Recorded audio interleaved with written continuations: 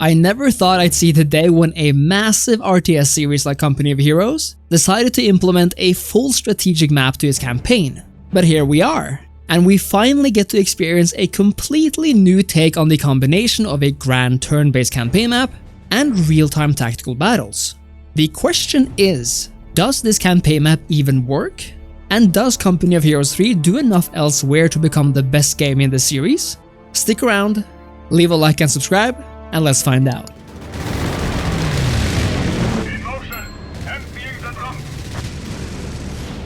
It's crazy that it's been 10 years since the release of Company of Heroes 2, a game that found itself raging across the eastern front of World War II. This time, Company of Heroes 3 takes the war to the Mediterranean, arguably one of the major theaters of war least represented in World War II video games.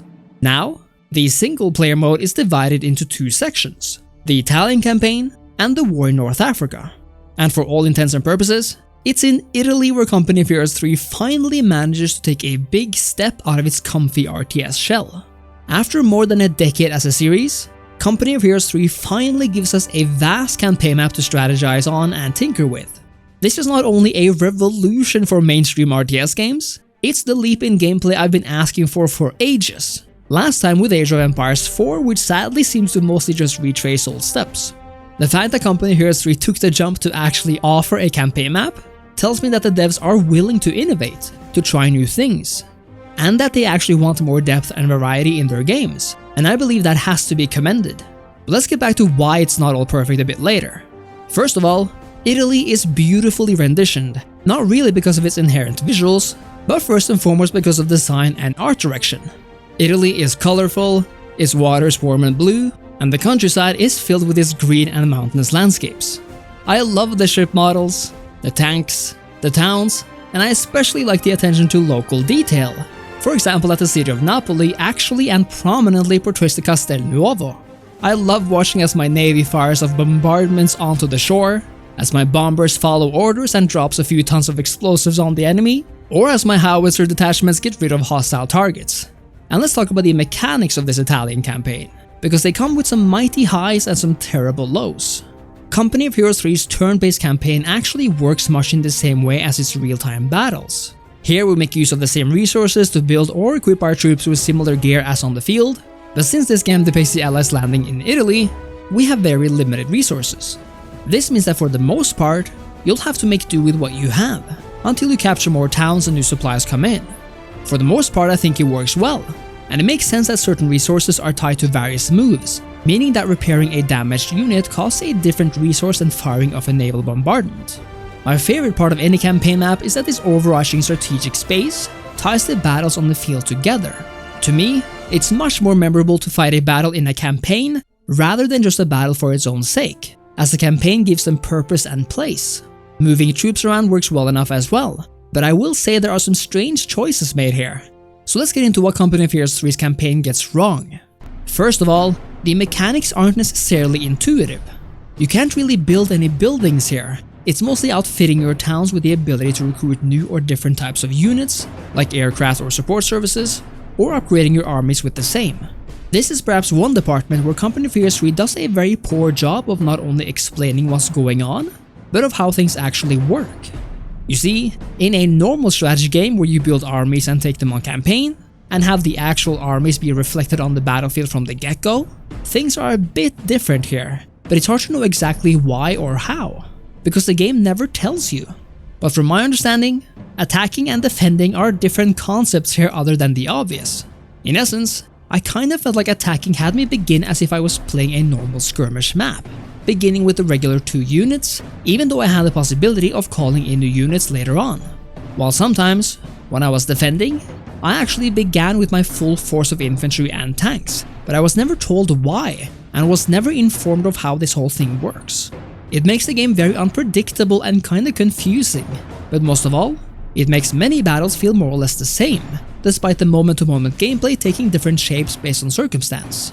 I also find that the balancing on the campaign map in terms of resources is a bit off. You often have an abundance of manpower, for example, but a population cap is way too low to actually be able to experiment with fun units or weapons. It's for example weird to me that capital ships demand population when they're not technically invading and going ashore Italian lands, which arguably is why a shortage of men is a relevant problem to have. But even howitzer bunkers and planes demand a part of your population pool, which is really frustrating when you're mostly out of it for the vast majority of especially the first 5 to 10 hours on the campaign. It makes me feel like the game is holding me back from actually utilizing its mechanic to the fullest. And it's a shame because I actually love that we can use warships and bombers on this map. Additionally, there's a mechanic here that seeks to divide us between the British, American, and local Italian partisan leadership, to the point where it's possible to gain and lose favor with either of them. But this mechanic isn't really explained that well either. There is a general progress bar where we see roughly how much favor we've gained so far and which bonuses we have unlocked, but there are no actual details here. I have no idea how much this meter actually increases or decreases every time a general approves or disapproves of an action, and there's never any warning that an action might ruin a relationship, like when the Italian partisan disapproves of you bombing cities to make assaults easier. I also find it a bit jarring that some towns and cities can be taken completely without a fight. Further, the damage dealt by hostile artillery on the map against your units is nonsensical, as I have no idea what it means when a campaign army loses health, the fact that we can move and heal on the same turn, and perhaps one of the biggest issues, the campaign AI is for the most part extremely passive, doing nothing for several hours in terms of actually taking the fight to you. Like I said before, I absolutely love the campaign map aspect here, and I think it adds a whole new layer of depth to Company of Heroes, as it really ties those battles together. But Relic hasn't fully understood how to make a truly great campaign yet, nor how to make the actual campaign mechanics feel modern or like something you haven't seen done better elsewhere. And speaking of elsewhere, the battlefield of Company of Heroes 3 is of course where the heart of the gameplay lies. I will admit it's been a while since I played Company of Heroes, but my main takeaway from this third installment is thus: it's a lot of fun, but it's so much of the same. From what I can tell, this is the same game I've been able to play for almost 2 decades now, changed up only with a few modernization aspects and more fluid gameplay perhaps. Even the visuals are disappointing, as it really feels like this game could have been released at any point in the past 10 years.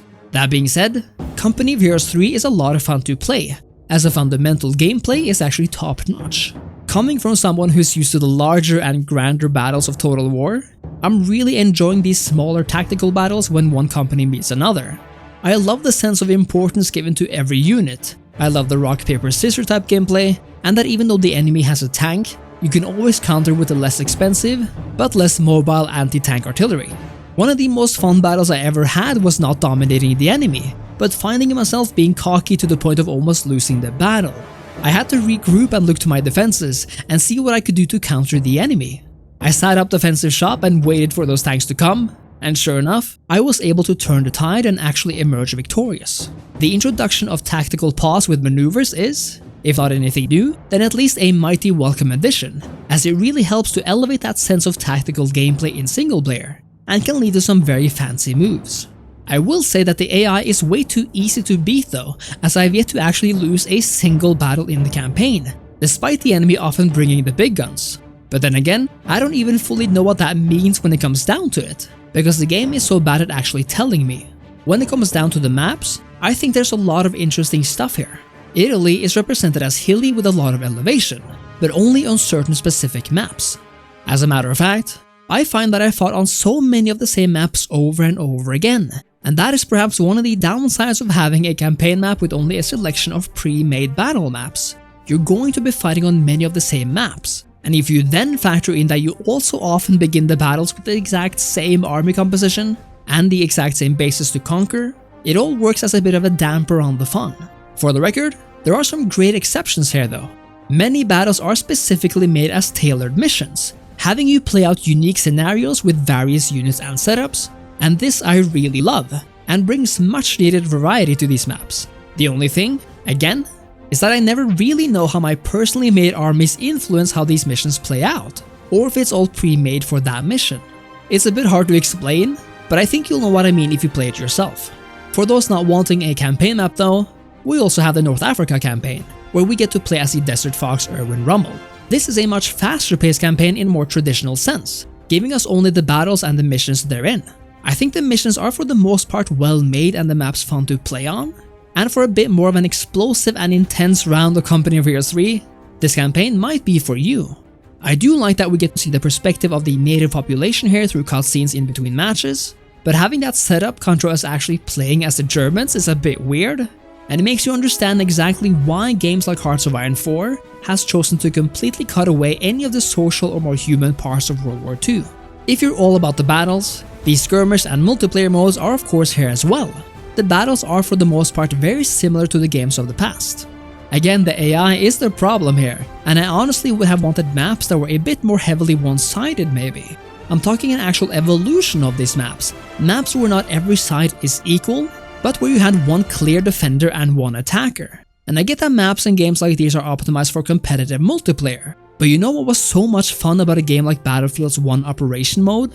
It was that you actually felt like a part of the war, as if it wasn't just a random skirmish, but that you were actually defending or attacking in an epic historical battle. I'd love more of that for multiplayer, as well as campaign map multiplayer, which Company of Heroes 3 for some awful reason doesn't have. When it comes down to it, I've really enjoyed my time with Company of Heroes 3 because of two things. The fundamental gameplay loop in this series is excellent, and for a person like me who hasn't touched it in a while, it's a wonderful alternative to the more grand scale armies of other game series. And second, the introduction of a campaign map, while not perfect, is such a good and important step for a major series like this to take, and is exactly what I missed from Age of Empires as well.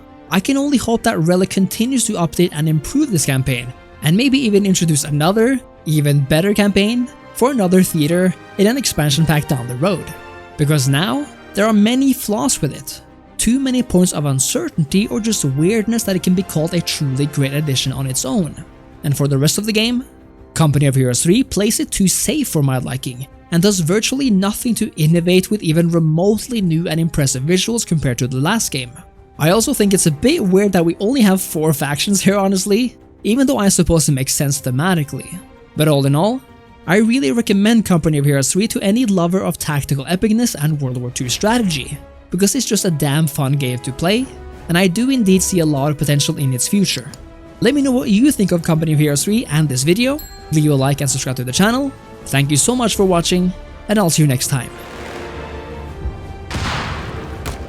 Cheers.